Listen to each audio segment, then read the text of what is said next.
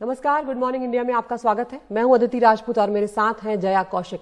राजस्थान का उदयपुर इस वक्त जल रहा है। उस जिले से एक दर्दनाक और खौफनाक खबर सामने आई है, जहां पर एक दर्जी की नृशंस हत्या कर दी गई और जिसके बाद खासा तनाव उदयपुर में देखने को मिला। हत्या के दोनों आरोपियों को राजसमंद से हालांकि अब गिरफ्तार कर लिया गया है। उदयपुर में जो वारदात हुई, जो घटना घटी, उसके बारे में बताया जा रहा है कि ये हत्या इसलिए की गई क्योंकि मृतक ने नुपुर शर्मा, जो कि बीजेपी की पूर्व प्रवक्ता रह चुकी है, जिन्हें सैक कर दिया गया है, उनके समर्थन में एक पोस्ट किया था।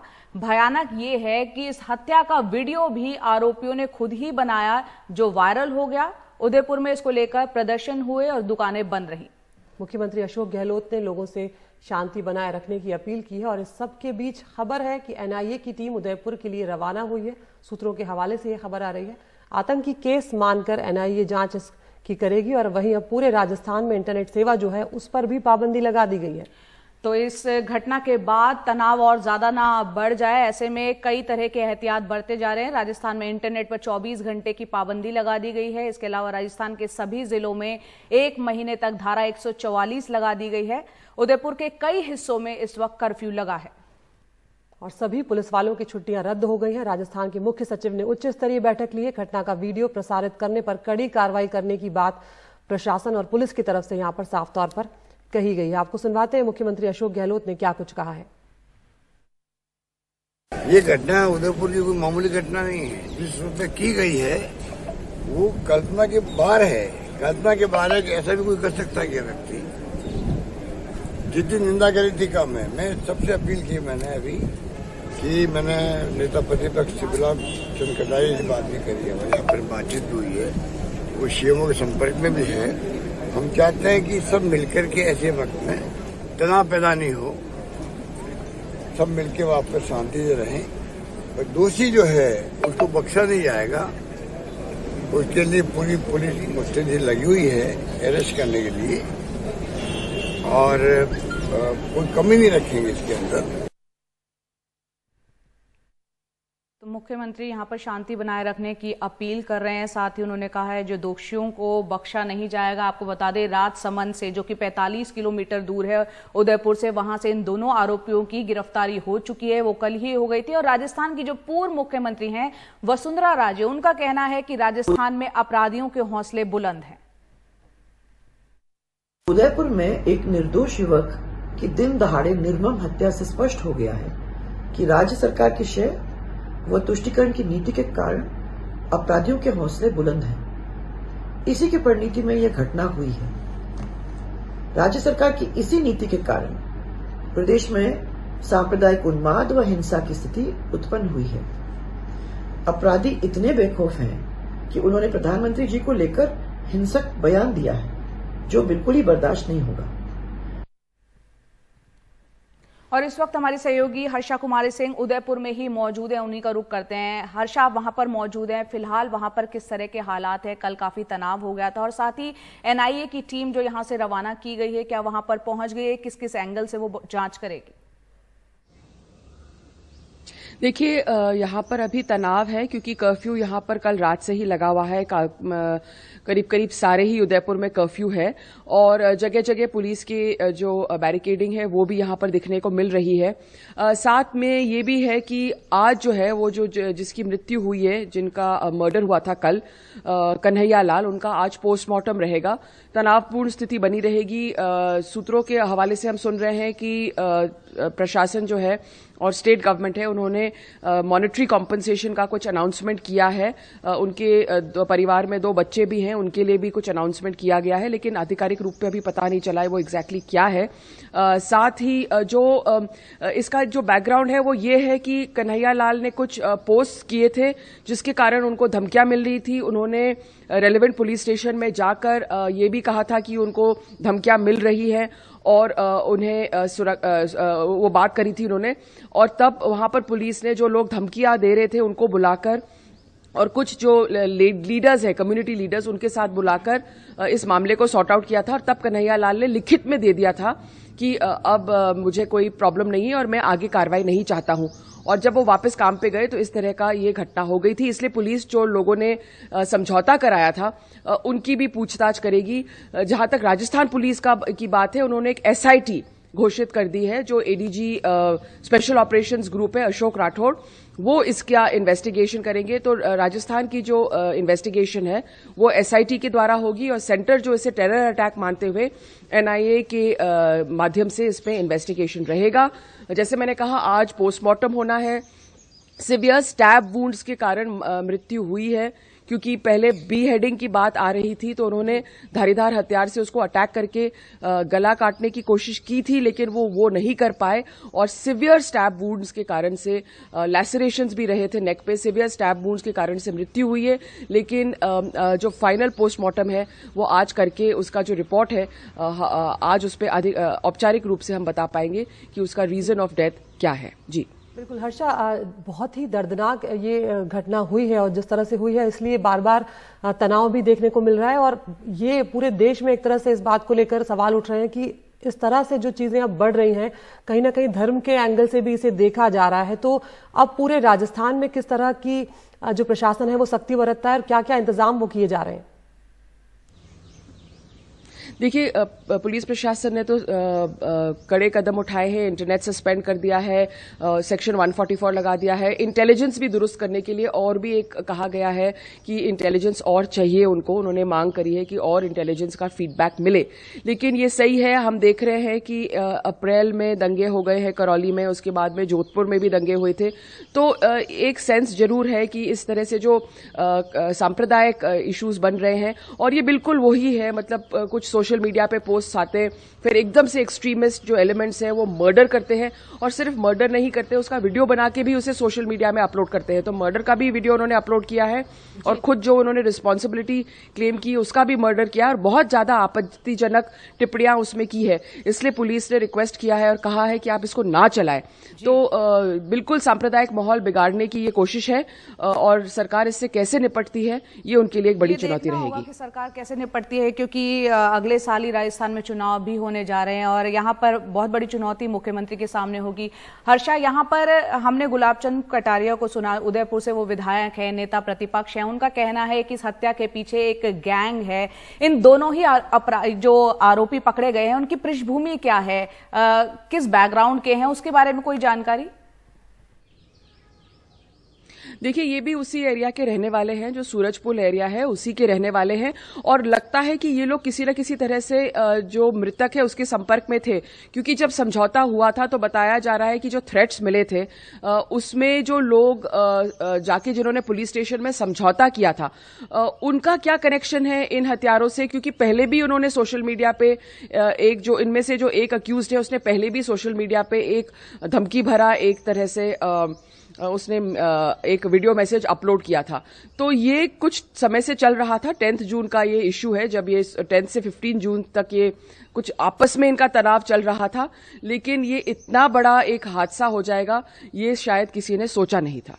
बिल्कुल हर्षा, किसी ने ये सोचा नहीं था कि इस तरह की घटना जो है वो भी अब हमारे देश में होगी, क्योंकि सांप्रदायिक रंग भी ये घटनाएं लेती हुई नजर आ रही है। बहुत बहुत शुक्रिया हर्षा, आपके पास हम लौटेंगे। और जिस तरह से हर्षा जानकारी दे रही है कि अब आतंकी एंगल से भी इसकी जांच होगी और इसीलिए एनआईए की एक जो टीम है वो भी उदयपुर के लिए रवाना हो गई है।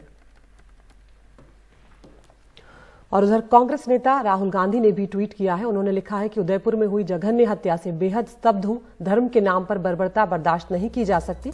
इस हैवानियत से आतंक फैलाने वालों को तुरंत सख्त सजा मिले। हम सभी को साथ मिलकर नफरत को हराना है। मेरी सभी से अपील है, कृपया शांति बनाए रखें, भाईचारा बनाए रखें।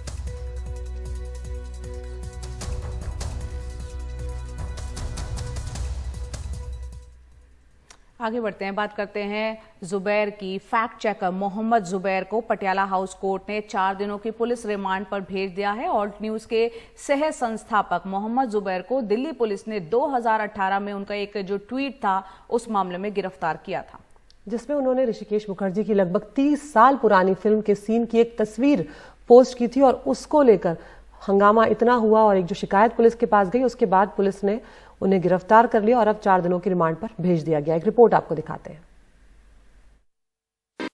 ऑल्ट न्यूज के सह संस्थापक और फैक्ट चेकर मोहम्मद जुबैर को दिल्ली के पटियाला हाउस कोर्ट ने 4 दिन की पुलिस रिमांड में भेज दिया।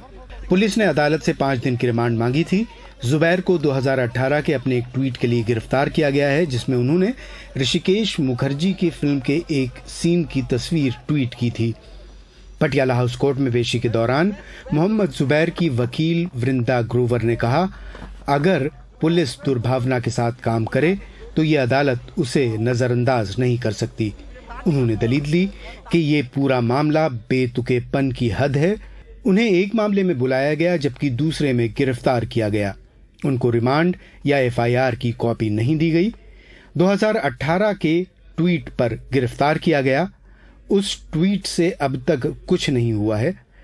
ट्वीट में एक फिल्म की तस्वीर है। जुबैर ने तस्वीर एडिट नहीं की। पुलिस वाले जुबैर का लैपटॉप चाहते हैं। जुबैर एक पत्रकार हैं। लैपटॉप में संवेदनशील जानकारी हो सकती है। दिल्ली पुलिस सत्ता का दुरुपयोग कर रही है। लेकिन पुलिस का कहना था कि मोहम्मद जुबैर ने ऐसा एक नहीं बल्कि कई ट्वीट्स किए हैं जो दो धर्मों के बीच नफरत फैला सकते हैं। पुलिस के मुताबिक उसे जांच में भी जुबैर का सहयोग नहीं मिल रहा है। उन्हें जांच के लिए उसका लैपटॉप चाहिए। जो उनके गैजेट्स वगैरह हैं वो क्या आपने बरामद कर लिए हैं? उन्होंने इस चीज़ पे कॉपरेट नहीं किया। एक फॉर्मेटेड फ़ोन लेके आए जिसमें कुछ था ही नहीं। अगर आप कुछ एविडेंसेस को डिस्ट्रॉय करके आ रहे हैं तो आप किसी न किसी सोच से आ रहे हैं कि आपने ये नहीं शेयर करना। बट इन्वेस्टिगेशन में you have to cooperate in the investigation. You have to answer what is the technical side of the question, what are the regular side of the question. अदालत ने सुनवाई के बाद जुबैर को 4 दिन की पुलिस रिमांड पर भेज दिया।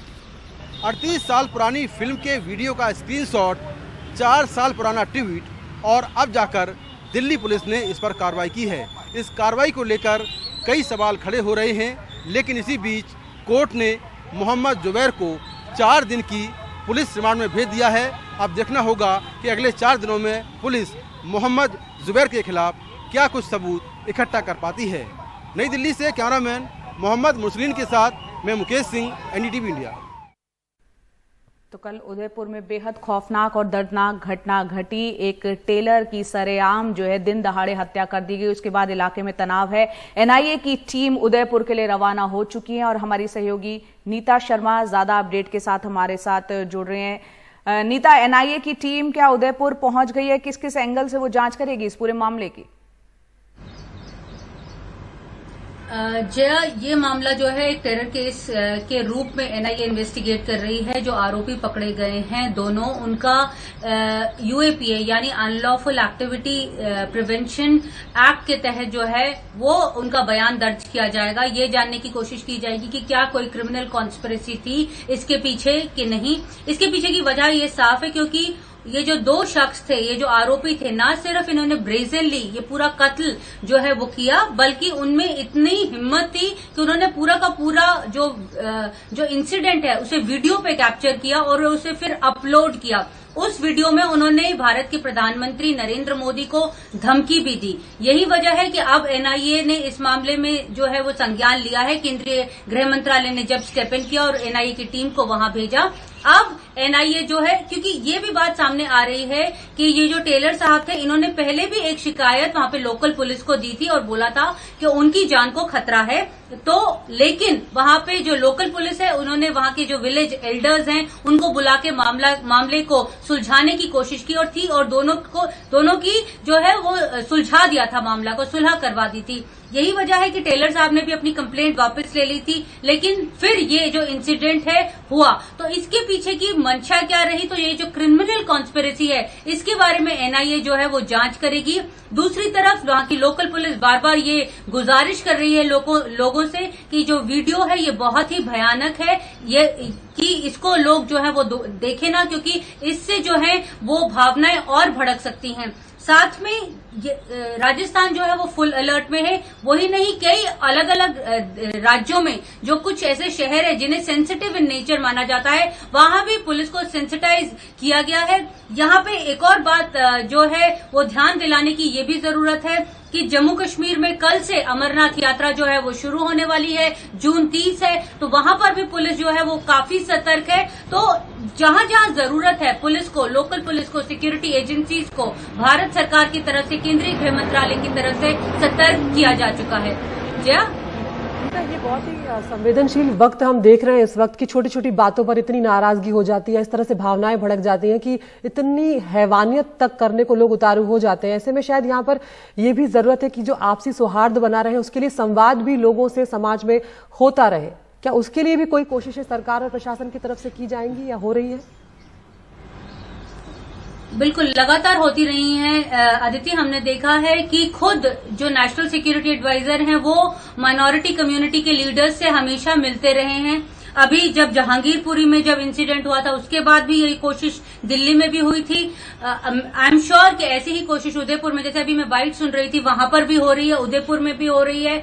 जहां तक बाकी शहरों का सवाल है, जहां पे सेंसिटिव जो मतलब एक कस्बे माने जाते हैं, वहां पे लोकल पुलिस हमेशा ऐसे लोगों के साथ टच में रहती है। केंद्रीय गृह मंत्रालय जब भी इस तरह की मीटिंग होती है तो उन्हें इस बात की बार बार जो है उन्हें अवगत कराता रहता है कि किस तरह से आपको रीच आउट करने की जरूरत है लोगों को। लेकिन जैसा कि आपने कहा कि ये बहुत भयानक इंसिडेंट था, पहला ऐसा इंसिडेंट था जो भारत में हुआ है। और एनआईए जो है, जो 2008 में मुंबई अटैक के बाद में गठित की गई थी, वो अब इस मामले की जांच करेगी। अदिति, एनआईए इस पूरे मामले की फिर जांच करेगी। बहुत बहुत शुक्रिया नीता शर्मा इस पूरी जानकारी के लिए। तो नीता ने जैसा कि बताया है कि यहाँ पर किस तरह से प्रयास जो हैं किए जा रहे हैं शांति बनाए रखने की भी। और यहाँ पर हमने अशोक गहलोत को भी अदिति सुना, उनका साफ तौर पर कहना है कि अगर खुद प्रधानमंत्री और गृह मंत्री देश के जो हैं इन समुदायों के बीच में अगर किसी तरीके की नफरत पनप रही है, उनको दूर करने के लिए एक संबोधन देते हैं तो उसका एक अलग ही संदेश जाता है। उम्मीद करते हैं कि वो संबोधन जल्द ही सुनने को मिलेगा।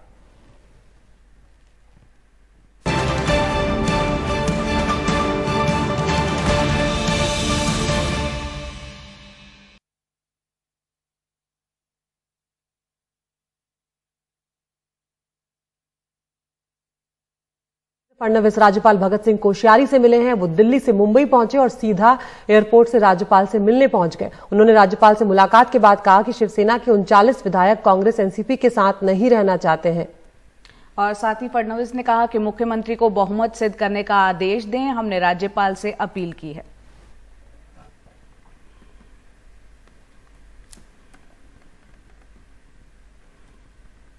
राज्यपाल जी को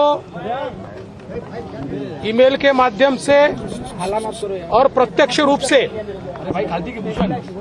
हमने पत्र दिया है और इस पत्र में हमने ये कहा है कि राज्य की जो परिस्थिति दिखाई पड़ती है, इस परिस्थिति में शिवसेना के 39 विधायक ये बाहर है और वो लगातार ये कह रहे हैं कि हम कांग्रेस एनसीपी की सरकार में नहीं रहना चाहते।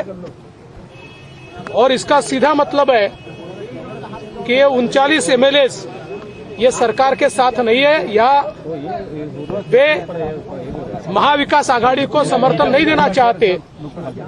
और इसलिए हमने राज्यपाल जी को कहा है कि चूंकि सरकार अल्पमत में दिखाई पड़ती है, इसलिए तुरंत सरकार को आप निर्देश दें, मुख्यमंत्री को निर्देश दें कि माननीय मुख्यमंत्री जी फ्लोर टेस्ट करें और अपना बहुमत सिद्ध करें।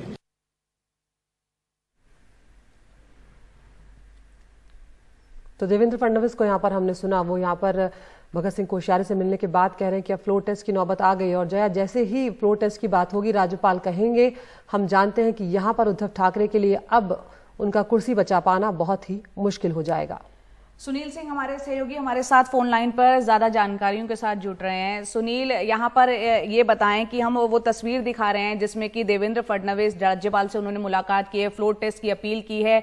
हम ये भी जानते हैं कि 11 जुलाई को सुप्रीम कोर्ट में इस तरह का जो पूरा मामला उठा है उसकी सुनवाई होनी है। क्या फ्लोर टेस्ट की संभावनाएं उससे पहले नजर आ रही हैं? और दूसरा, गुवाहाटी से क्या खबर मिल रही है, वो जो विधायक वहां पर बैठे हुए हैं होटल में, वो कब तक मुंबई लौट रहे हैं? देखिए, जिस तरह से अभी तक वेट एंड वॉच की भूमिका में रही बीजेपी अब खुलकर सामने आ गई है। और कल रात में ही देवेंद्र फडणवीस ने राज्यपाल से मिलकर पत्र दे दिया और कहा कि जिस तरह से खबरें आ रही है और 39 विधायक शिवसेना के बाहर हैं और वो इस महाविकास आघाड़ी सरकार के साथ नहीं रहना चाहते हैं, तो सरकार अल्पमत में आ गई है। उसके विश्वास मत के लिए उसे लिखे। तो स्वाभाविक तौर पर आज राज्यपाल जो है एक पत्र लिख सकते हैं कि सरकार को कि आप विश्वास मत के लिए जाइए।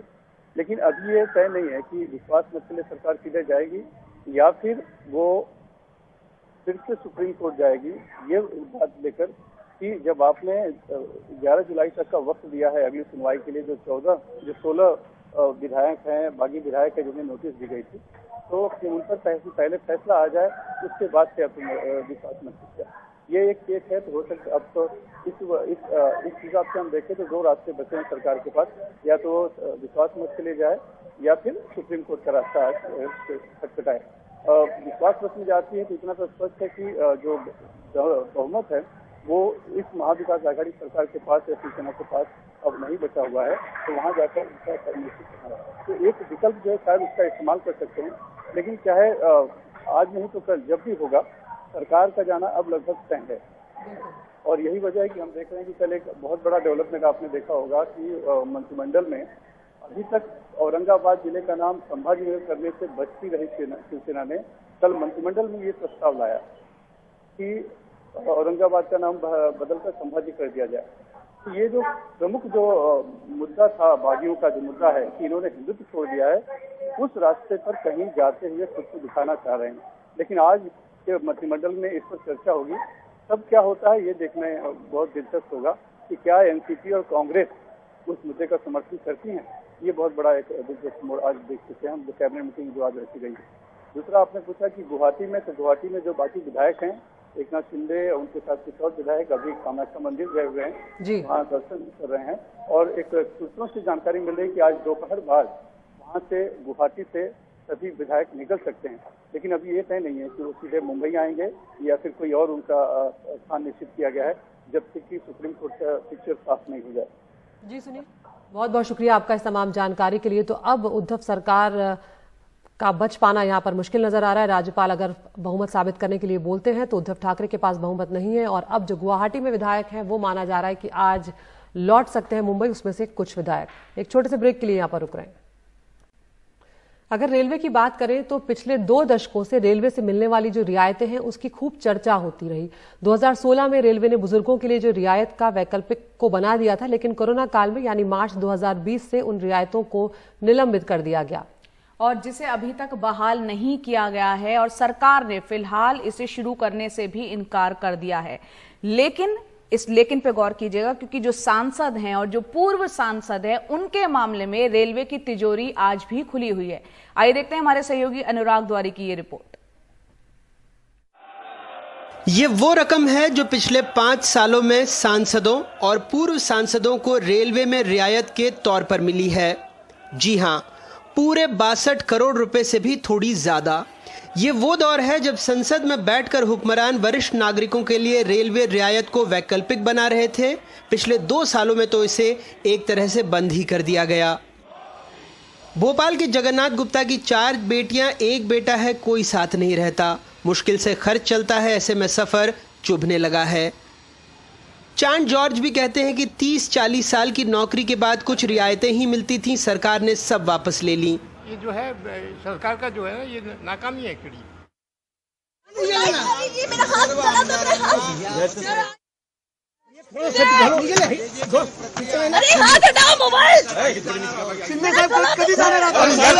वापस करना है।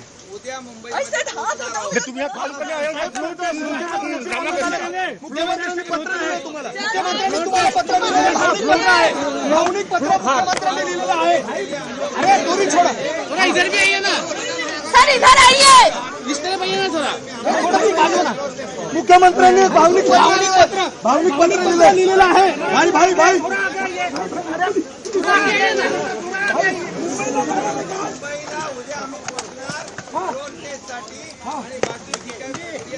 भाई मुख्यमंत्र्यांनी भावनिक पत्र लिहिलंय तुम्हाला। जर आपण बघितलं तर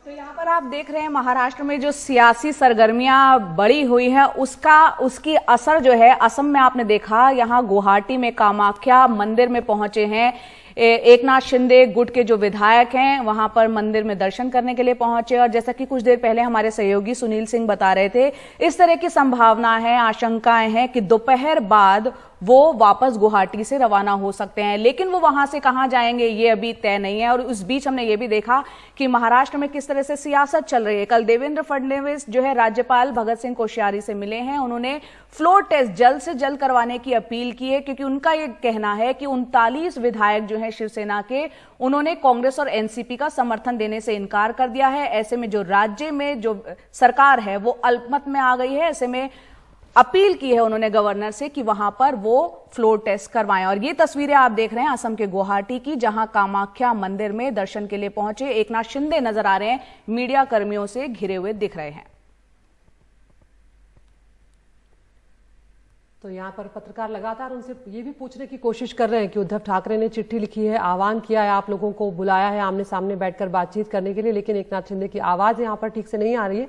लेकिन अब एक तरह से तस्वीर साफ होती हुई नजर आ रही है। देवेंद्र फडणवीस राज्यपाल से मुलाकात कर चुके हैं और अब लग रहा है कि जो घटनाक्रम है वो तेजी से बदलेगा, क्योंकि आज ये विधायक जो हैं, जो बागी विधायक हैं, वो मुंबई पहुंच सकते हैं। और हो सकता है कि उससे पहले अब से कुछ ही देर में राज्यपाल की तरफ से भी ये बात सामने आ जाए कि वो उद्धव सरकार को बहुमत साबित करने के लिए कह सकते हैं। तो अब महाराष्ट्र में आज का दिन जो है महाराष्ट्र की सरकार के लिए वो काफी अहम होने जा रहा है, क्योंकि अगर राज्यपाल आज ही कुछ ही देर में, कुछ ही घंटों में अगर उद्धव सरकार से कहते हैं कि वो अपना बहुमत साबित करें, तो वहां पर उद्धव सरकार के लिए अपनी कुर्सी बचाना मुश्किल हो जाएगा और फिर उद्धव सरकार का जाना तय हो जाएगा।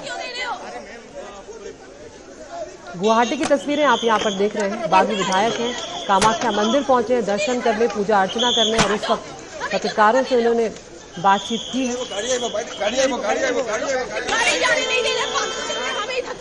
अब यहाँ पर इस बात पर भी नजर रहेगी कि राज्यपाल क्या कुछ फैसला लेते हैं, क्योंकि ये पूरा मामला सुप्रीम कोर्ट भी पहुंचा हुआ है। 11 जुलाई को सुप्रीम कोर्ट में इस मामले की सुनवाई होनी है और 12 जुलाई तक जो बागी विधायक है, डिप्टी स्पीकर ने उनको नोटिस दिया है अयोग्यता का, उस तक उनको जवाब देना है शाम तक। देखना ये होगा कि क्या राज्यपाल उससे पहले फ्लोर टेस्ट कराने को लेकर कोई फैसला लेते हैं, क्योंकि देवेंद्र फडणवीस जो कि पूर्व मुख्यमंत्री रह चुके हैं, बीजेपी के एक नेता हैं, उन्होंने अपील की है फ्लोर टेस्ट की। अब पर्दे के पीछे जो कुछ चल रहा था अदिति, वो कहीं ना कहीं बीजेपी अब खुलकर सामने भी आ गई है।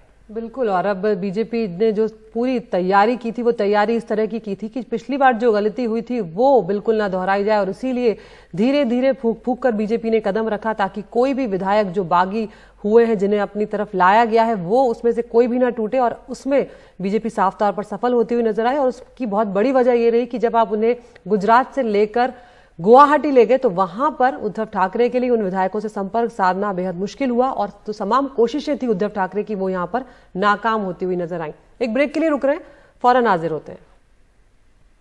को लेकर और साथ में ये भी कहा गया है, उसके 3 जो खास बातें अहम है वो ये है इस पत्र की कि 30 जून को बहुमत साबित करने के लिए किया जाए, उसके लिए विशेष अधिवेशन बुलाया जाए, सुबह 11 से शाम 5 बजे तक का समय दिया गया है।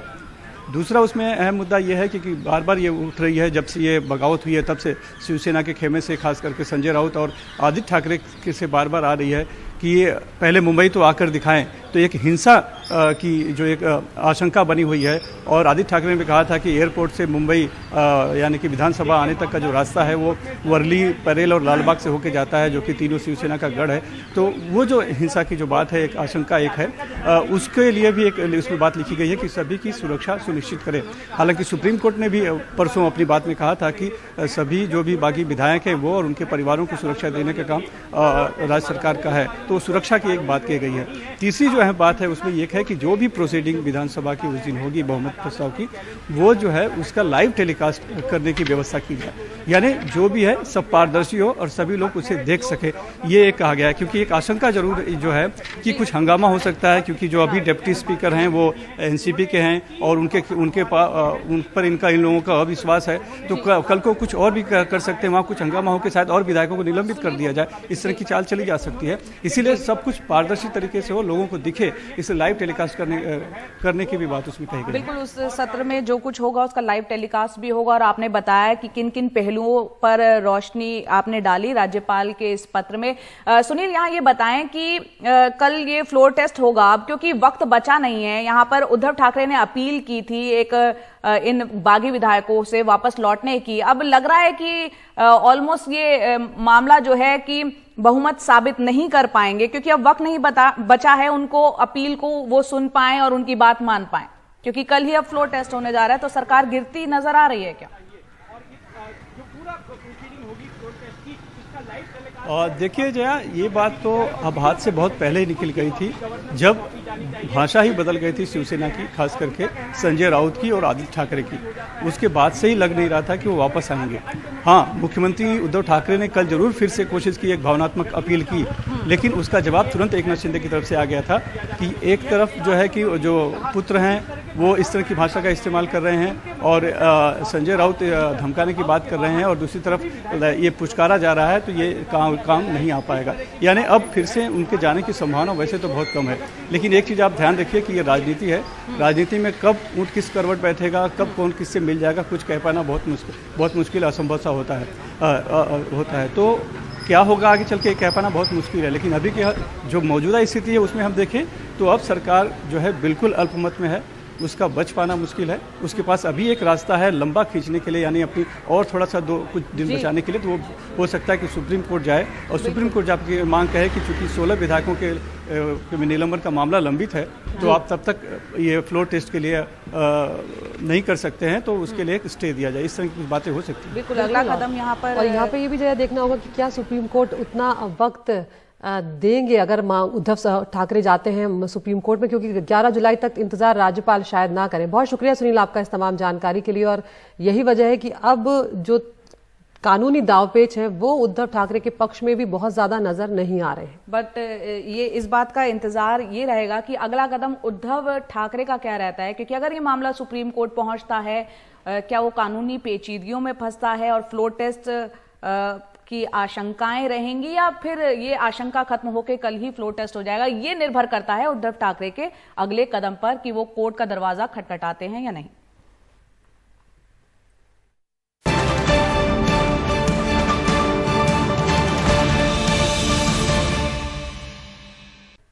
बात करते हैं एकनाथ शिंदे की। आज सुबह गुवाहाटी के होटल से वो निकले और कामाख्या मंदिर में उन्होंने पूजा अर्चना की। उन्होंने कहा कि वो महाराष्ट्र के लिए पूजा करने आए हैं, और इस दौरान उनके साथ 4 और विधायक भी मौजूद थे।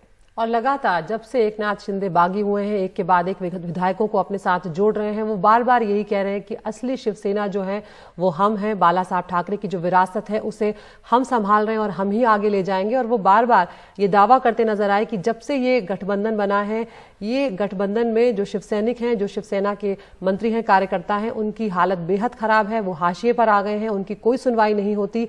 लगातार मुख्यमंत्री पर भी कई तरह के आरोप उन्होंने लगाए कि उद्धव ठाकरे से कई दफा वो मिलने का वक्त मांगते हैं, लेकिन घंटों उन्हें इंतजार करना पड़ता है। तो इस तरह की कई बातें यहाँ पर एकनाथ शिंदे ने कई तरह के आरोप लगाए हैं, और उसके बाद से एक के बाद एक लगातार विधायकों को अपने साथ वो जोड़ते चले गए।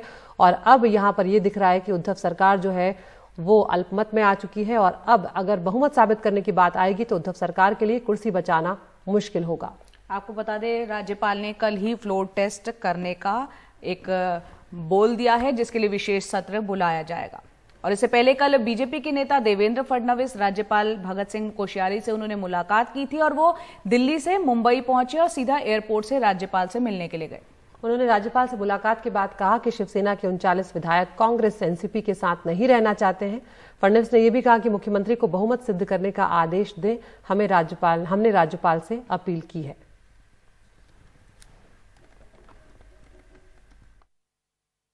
राज्यपाल जी को ईमेल के माध्यम से और प्रत्यक्ष रूप से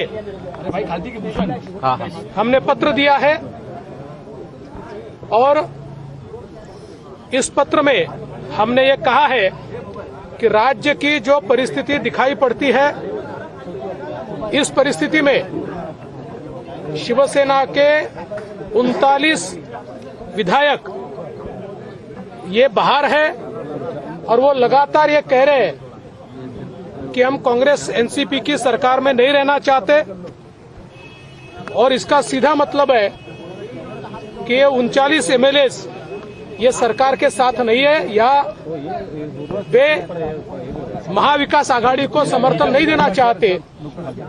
और इसलिए हमने राज्यपाल जी को कहा है कि चूंकि सरकार अल्पमत में दिखाई पड़ती है, इसलिए तुरंत सरकार को आप निर्देश दें, मुख्यमंत्री को निर्देश दें कि माननीय मुख्यमंत्री जी फ्लोर टेस्ट करें और अपना बहुमत सिद्ध करें। तो बीजेपी ने जया काफी सोच समझकर अपनी रणनीति बनाई और मुख्यमंत्री उद्धव ठाकरे के हाथ में बहुत कुछ नजर अब नहीं आ रहा है, लेकिन उन्होंने मंगलवार को एक अपील जारी की है अपने विधायकों के नाम और कहा है कि आप पिछले कुछ दिनों से गुवाहाटी में फंसे पड़े हैं, आपके बारे में रोज नई जानकारियां सामने आ रही हैं, आप में से कई संपर्क में हैं और आप आज भी मन से शिव सैनिक ही हैं। साथ ही लिखा कि आप में से कई विधायकों के परिवार वालों ने संपर्क साधकर अपने मन की भावना मुझे बताई है। शिवसेना परिवार के प्रमुख के तौर पर मैं आपसे कहना चाहता हूं कि अब भी समय गया नहीं है। मैं आप सभी से आह्वान करता हूं कि आप आइए और मेरे सामने बैठिए, शिवसैनिक और जनता के मन के भ्रम को दूर कीजिए, इससे जरूर कोई रास्ता निकलेगा। हम एक साथ बैठकर कोई रास्ता निकालेंगे, किसी के भी झांसे में आप मत आइए। शिवसेना ने जो मान सम्मान आपको दिया है वो कहीं और नहीं मिलेगा। सामने आकर बात करेंगे तो रास्ता जरूर निकलेगा। शिवसेना प्रमुख और कुटुंब प्रमुख के तौर पर मुझे आज भी आपकी फिक्र है।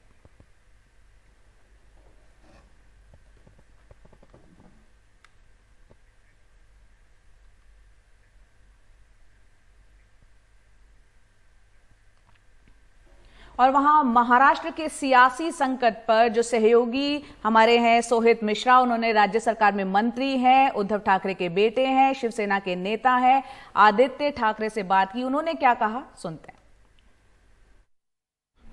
हमारे साथ कैबिनेट मंत्री आदित्य ठाकरे मौजूद हैं। बहुत बहुत शुक्रिया एनडीटीवी से एक्सक्लूसिवली बात करने के लिए आदित्य जी। सबसे पहला सवाल होगा, आज एक बार फिर से जो मुख्यमंत्री की ओर से आह्वान किया गया है और ये भी कहा जा रहा है संपर्क में लोग, किस तरह से देखते हैं एक जो बड़ा सियासी संकट एक हफ्ते से ज़्यादा समय से चल रहा है? संपर्क में तो है ही लोग, और 15-16 ऐसे भी लोग हैं जिन्हें वापस आना है, वहाँ वो कैदी बन चुके हैं। लेकिन यही है बात कि वो अपने लोग हैं, हमारे लोग हैं। सीएम साहब ने वापस एक बार अपील की कि जो भी अगर ये सचमुच अंतर्गत बात हो, with in the party talk हो, तो आ सकते हैं और हमसे बात कर सकते हैं। क्या लगातार बातचीत चल रही है, संपर्क में है? क्योंकि ये भी कहा जा रहा है, एनडीटीवी में भी हमने चलाया था कि 20 लोग ऐसे हैं जो संपर्क में हैं आपके गुट से। किस तरह से आप देखते हैं, क्या बातचीत है? क्योंकि ये एक ऐसे समय में आ रहा है जब आपकी भी एक भाषण आया था कि कई ऐसे जो मैल हैं वो निकल जा रहे हैं। देखो, इसमें दो बातें हैं। कई ऐसे हैं जो सचमुच बगावत करने की कोशिश कर रहे थे, और कई ऐसे भी हैं जो भगाए गए। तो जिनको वापस आना है उनके लिए दरवाजे तो हमेशा खुले ही रहेंगे। ये लोकशाही, और लोकशाही का जो दिल होता है वो उनके खुद के मत पे होता है। तो पार्टी के जो लोग हैं वो आए साथ में। सरकार मजबूती से चल रही है, आज भी कैबिनेट था, कल भी कैबिनेट बुलाने की बात चल रही है। सरकार क्या मजबूत है? आंकड़ों को लेकर सवाल उठ रहे हैं, कोर्ट में जाने की बात की जा रही है, कोर्ट में भी मामला चल रहा है। हमारा धर्म सेवा करना है और हम वो करते रहेंगे, और सरकार चलती रहेगी। बिल्कुल, बहुत बहुत शुक्रिया। तो हमारे साथ एक्सक्लूसिवली बातचीत करते हुए महाराष्ट्र के कैबिनेट मंत्री आदित्य ठाकरे ने कहा कि अभी भी 15 से 16 लोग उनके संपर्क में हैं और सरकार मजबूती से चल रही है, उनका काम है सेवा करना और वो करते हुए नजर आ रहे हैं। एक्सक्लूसिव बातचीत एनडीटीवी से, मुंबई से कैमरा पर्सन राजेंद्र दयालकर के साथ सोहित मिश्रा, एनडीटीवी इंडिया। तो इस वक्त की बड़ी खबर आपको बता दें कि महाराष्ट्र में फ्लोर टेस्ट के खिलाफ मुख्यमंत्री उद्धव ठाकरे सुप्रीम कोर्ट जाने की तैयारी में है और कुछ देर में सुप्रीम कोर्ट में अर्जी दाखिल हो सकती है। आशीष भार्गव हमारे साथ जुड़ रहे हैं। आशीष, क्या जानकारी? जी देखिए, यहाँ पर जो उद्धव ठाकरे हैं उनके निर्देश का इंतजार हो रहा है। उनकी लीगल टीम ने सारी पिटीशन तैयार कर ली है, सुप्रीम कोर्ट की भी पूरी तैयारी है, क्योंकि उनको पहले से अंदेशा था कि इस तरह के फ्लोर टेस्ट के आदेश हो सकते हैं। इसलिए परसों सुनवाई के दौरान जया मांग की गई थी शिवसेना उद्धव ठाकरे ग्रुप की तरफ से कि अगर वो स्पीकर के अयोग्यता नोटिस पर टाइम देते हैं तो फिर फ्लोर टेस्ट पर भी रोक लगानी चाहिए। लेकिन सुप्रीम कोर्ट ने इससे इनकार किया था और कहा था जो स्थिति आई नहीं उसके बारे में कोई फैसला नहीं दे सकते हैं। हालांकि कहा था कि कोई भी नागरिक आ सकता है अगर उसके अधिकारों का उल्लंघन होता हो, कुछ भी लीगल होता हो। तो जाहिर तौर पर सीएम उद्धव ठाकरे की तरफ से ये अर्जी दाखिल होगी इस केस में और मांग की जाएगी कि स्टे किया जाए फ्लोर टेस्ट को, ऐसा बताया जा रहा है। लेकिन फिलहाल उद्धव ठाकरे के निर्देश नहीं मिले हैं लीगल टीम को। इंतजार हो रहा है कि अगर वो निर्देश मिल जाएंगे तो फौरन ये पिटीशन दाखिल की जाएगी। तो कुछ इंतजार करना होगा, क्योंकि फ्लोर टेस्ट को रोकने का सिर्फ और सिर्फ एक ही तरीका है, कानूनी तरीका, वो ये है कि सुप्रीम कोर्ट मूव किया जाए। लेकिन बहुत सारी चीजों पर विचार करना होता है किसी भी पक्ष को ऐसी पिटीशन दाखिल करने पे, क्योंकि सुप्रीम कोर्ट में वो जो मांग करेंगे वो मांग थोड़ा सा हटकर होगी कि फ्लोर टेस्ट को रोक दिया जाए। अभी तक जो हमने केस देखे थे उसमें फ्लोर टेस्ट की मांग थी, कभी ये मांग की गई कि फ्लोर टेस्ट बहुत बाद में लगाया, हॉर्स ट्रेडिंग होगी, जल्दी से जल्दी फ्लोर टेस्ट हो। सुप्रीम कोर्ट के भी यही आदेश है कि सरकार बहुमत में है या नहीं है, इसका एकमात्र और आखिरी तरीका जो है वो फ्लोर टेस्ट है। और यहाँ पर पहले ही 39 जो विधायक हैं, बागी विधायक शिंदे ग्रुप के, वो कह चुके हैं कि महाविकास अघाड़ी जो है वो सरकार अल्पमत में आ गई है, वो गठबंधन की सरकार। तो यहाँ पर पूरी तैयारी है, गवर्नर ने फ्लोर टेस्ट के लिए कह दिया है। सुप्रीम कोर्ट एक आखिरी उम्मीद है शिवसेना उद्धव ठाकरे ग्रुप की, महाविकास अघाड़ी की। फिलहाल इंतजार हो रहा है कि उद्धव ठाकरे हरी झंडी दें और इसके बाद ये याचिका आशीष, ये कब तक दाखिल हो सकती है याचिका? और क्योंकि कल ही फ्लोर टेस्ट है तो जाहिर सी बात ये मान ली जाए कि आज ही सुप्रीम कोर्ट इस पर सुनवाई भी कर लेगा। बिल्कुल, देखिए आज ही का वक्त बचा है, आज ही सुनवाई करनी होगी, सब कुछ आज होगा। तो अब कह नहीं सकते कि लीगल जो एडवाइजर हैं उद्धव ठाकरे के, उनको क्या राय दे रहे हैं, क्योंकि जो लीगल टीम है वो पूरी तरह तैयार है। सुप्रीम कोर्ट में पिटीशन तैयार हो चुकी है, सिर्फ और सिर्फ उद्धव ठाकरे की हरी झंडी का इंतजार है। तो क्योंकि बहुत सारी चीजें हैं सोचनी समझनी होती हैं, निश्चित तौर पर बड़ा मामला है, पहला और आखिरी चांस सुप्रीम कोर्ट है, इसके अलावा और कोई उम्मीद नहीं है इस पूरे मामले में। तो सोच समझकर ही कोई भी व्यक्ति, चाहे उद्धव ठाकरे हो या कोई भी पक्ष हो, उसको सोच समझ के ही सुप्रीम कोर्ट आना होगा, क्योंकि वो जो मांग करेंगे वो मांग मैं जैसे पहले भी बताया कि अभी तक सुप्रीम कोर्ट में जितने मामले आए उसमें फ्लोर टेस्ट कराने की मांग थी, यहाँ फ्लोर टेस्ट रोकने की मांग है, हॉर्स ट्रेडिंग की बात है। दूसरी बात यह है कि सुप्रीम कोर्ट ने अयोग्यता पर कार्रवाई को आगे बढ़ा दिया।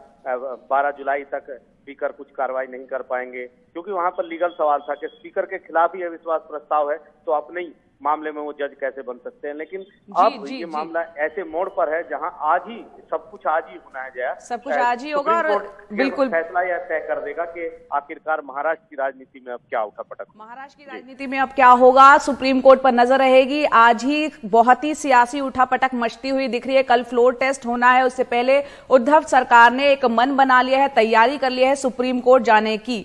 देखना होगा उसमें क्या कुछ होगा। बहुत बहुत शुक्रिया आशीष भार्गव पूरी जानकारी के लिए आपका।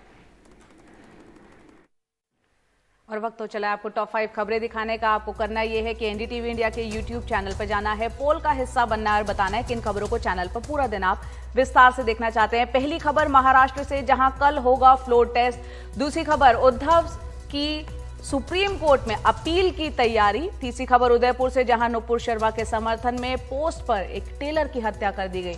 चौथी खबर उदयपुर में इस हत्याकांड की एनआईए अब जांच करेगी। पांचवी और आखिरी खबर अमरनाथ यात्रा से जुड़ी हुई, जहां यात्रियों का पहला जत्था रवाना कर दिया गया है।